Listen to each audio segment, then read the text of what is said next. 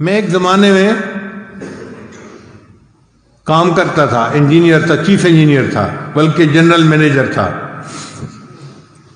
35 فیکٹریاں میرے انڈر تھیں، اور اتنا میرا تجربہ تھا کہ مجھے مالک بھیجتا تھا جہاں کہیں کوئی یعنی خرابی آ جاتی کہ ٹھیک کر کے آئیں۔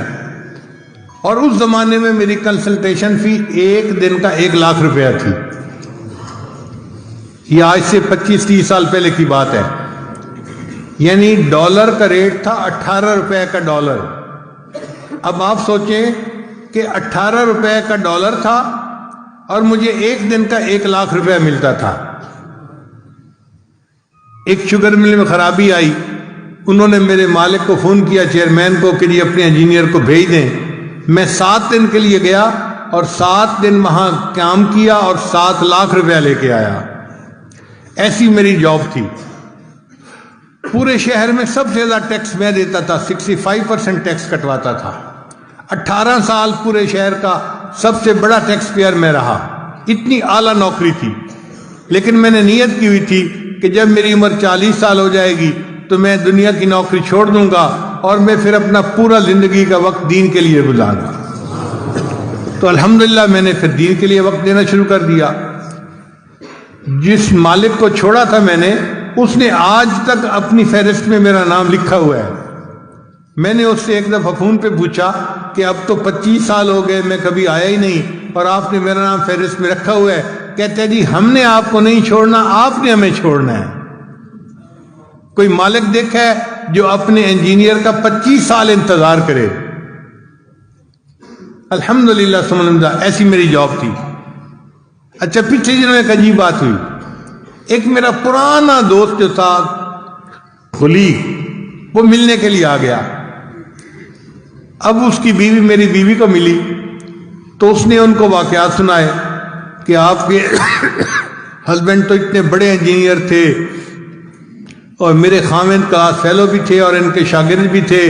وہ کہنے لگی کہ ہمارا تو یہ حال ہے، ہم جہاں انٹرویو دینے جاتے ہیں نا تو میرا ہسبینڈ ان کو بتاتا ہے کہ میں تو حافظ صاحب کا شاگرد، وہ جوانی میں مجھے لڑکا سا تھا، حافظ صاحب مجھے لوگ کہتے تھے، تو میں تو حافظ صاحب کا شاگرد ہوں، تو 10,000 روپیہ اس کی تنخواہ ویسے ہی بڑھ جاتی ہے۔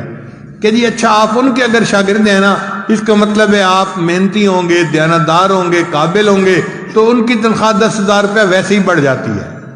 اس نے عجیب و غریب باتیں سنائی کہ آپ کے خاوند کی تو اتنی اچھی جاب تھی، یہ تھی وہ تھی، اتنا اس زمانے میں یہ کماتے تھے، ایک مہینے ایک دن کا 1 لاکھ، تو اگر آج ان کی جاب ہوتی تو پتہ نہیں تیرے خاوند تو کہاں ہوتے۔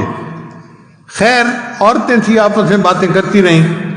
جب مہمان چلے گئے تو بیوی سے میری ملاقات ہوئی، تو بیویاں بیوی ہوتی ہیں، مجھ سے پوچھنے لگی کہ مجھے آج ڈیٹیل کا پتہ چلا، آپ نے مجھے کبھی بتائی نہیں کہ آپ کی اتنی اچھی جاب تھی اور آپ کو اتنا 1 مہینے کی تنخواہ ملتی تھی۔